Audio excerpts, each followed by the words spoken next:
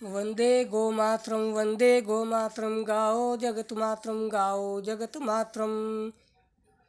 वर्तमान युग में घर घर पितर होते हैं, घर घर पितर देव होते हैं और पितरों की शांति के लिए केवल मात्र गाय का कच्चा दूध अग्नि में आहुति दे दो या गाय के घी की अग्नि में आहुति दे दो, पितर एकदम शांत हो जाते हैं। वैसे पितरों को क्रोध नहीं आता है, क्रोध आता ही नहीं। क्रोध तो घर में जितने सदस्य होते हैं ना, उन सदस्यों को ही क्रोध आता है आपस में, बाकी पितरों को कभी क्रोध नहीं आता है। पितर शांत प्रकृति के होते हैं, शांत स्वभाव के होते हैं। पितर घर में कम रहते हैं, ज़्यादातर देवलोक में भगवान के धाम में रहते हैं, भगवान के धाम में रहते हैं। और स्पीड उनकी, गति उनकी बहुत ही अत्यंत तेज होती है पितरों की। वो पल में आ जाते हैं और पल में चले जाते हैं। तो पितर दोष कैसे होता है? धावना न करने से दोष नहीं होता है, पितरों को न मानने से दोष नहीं होता है। अगर किसी के घर में पितर हो, अब कैसे पता चले कि पितर है या नहीं है? देखिए, पता चलने के लिए पितर आत्माएं सदा स्वप्न के अंदर दिखती है, स्वप्न में दर्शन देती है या घोर अंधेरे में। और किसको दर्शन देगी?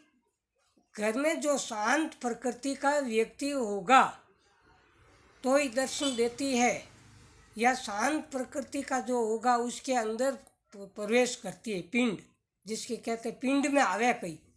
तो शांत प्रकृति के व्यक्ति के ही अंतकरण में वो पितर आत्माएं आती है और बोल के सब कुछ बता देती है।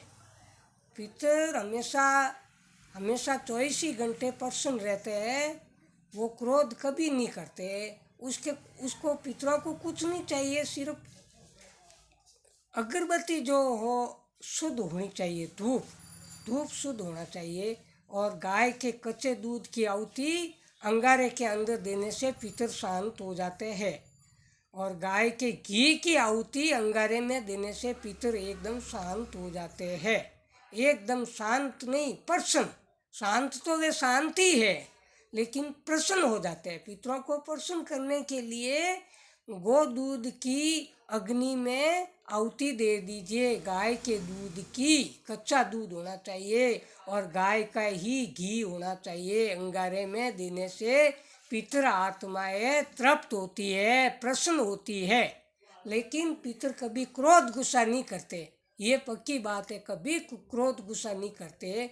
पितरों को एक पुष्प प्रसन्न होता है, गुलाब का पुष्प जो होता है ना, लाल, पितरों को वो प्रसन्न होता है। वो भी पुष्प भी पितरों को चढ़ा दीजिए, पितर हमेशा खुश रहेंगे। पितरों को जल प्रसन्न आता है, जल स्थान पितरों को, जैसे पानी का पिंडारा होता है ना, वहाँ वो निवास करते हैं। और पितरों का तर्पण भी पानी के किनारे होना चाहिए, पानी के आसपास होना चाहिए। पानी का जो पिंडारा होता है वही तर्पण होता है।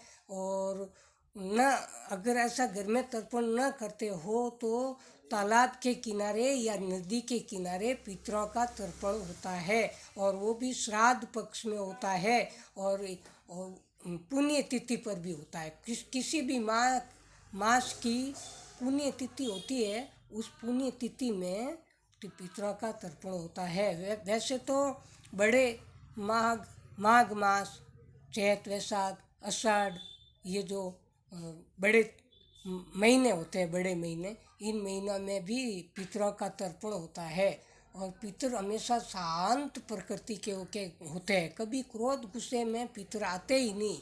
ये मैं चैलेंज के साथ कहता हूँ कि पितर कभी क्रोध नहीं करते हैं।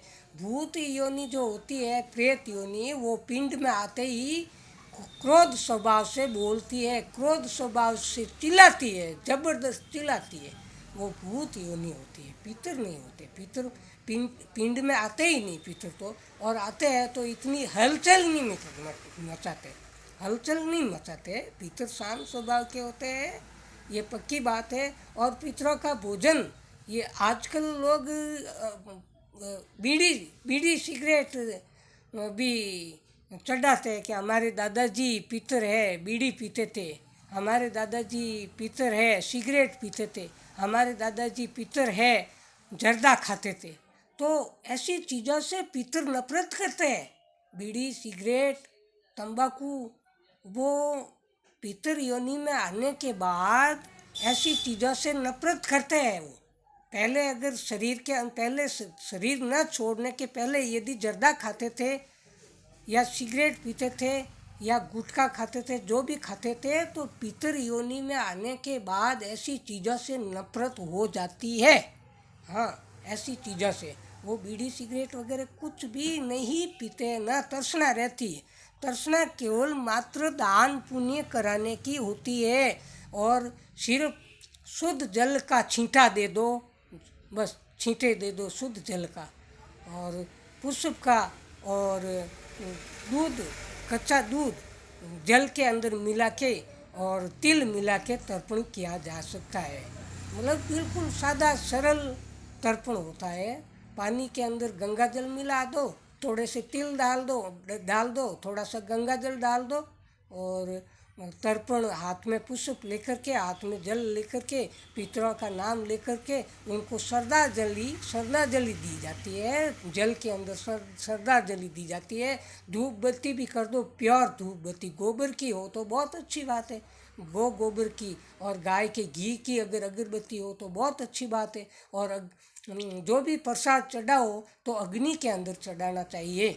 जैसे दूध का मावा हो, चाहे कोई भी प्रकार का अन्न पदार्थ का प्रसाद हो, तो अग्नि के अंदर उनकी आहुति अग्नि में देनी पड़ती है। अग्नि में आहुति देने से पितर आत्माएं तृप्त हो जाती है। उसकी जो सुगंध बनती है भोज्य पदार्थों की, उस सुगंध से वो खुश हो जाते हैं, तृप्त हो जाते हैं, आत्माएं एकदम प्रसन्न हो जाती है, फिर आशीर्वाद देती है। कई लोग आके पूछते हैं क्या महाराज जी हमारे पितरों का दोष है, क्या करें कि पितरों की शांति के लिए। पितरों की शांति के लिए ज़्यादा पाखंड में उतरने की ज़रूरत नहीं है। आप तो अपने पुण्य, किसी की भी पुण्यतिथि हो घर में पितरों की, पूर्वजों की, तो जल स्नान के जाकर हाथ में जल लेके भी सूर्य नारायण भगवान के सामने हाथ कर जल और पितरों का नाम लेके भी वो जल वापस पुण्य जल में प्रवेश करवा दो। ये भी एक तरह की जल से तर्पण हो जाता है, श्रद्धांजलि, जल द्वारा श्रद्धांजलि तर्पण, बस इसी तरह से ये कर दो तो पितर हमेशा शांत। पितर कभी प्रकोप करते भी नहीं है, ये बात तो झूठी है कि पितर प्रकोप करते हैं, पितर हर कार्य में अड़चन डालते नहीं, ये सब झूठी बात है। पितर किसी भी कार्य में अड़चन नहीं डालते, बाधा नहीं डालते, ये सब सरासर झूठी बातें हैं, सब झूठी बातें। पितर कभी बाधा नहीं देते, डालते ही नहीं। हाँ, शास्त्रों में खुला लिखा हुआ पितर बाधा नहीं डालते। जय गौ माता, जय गौ माता।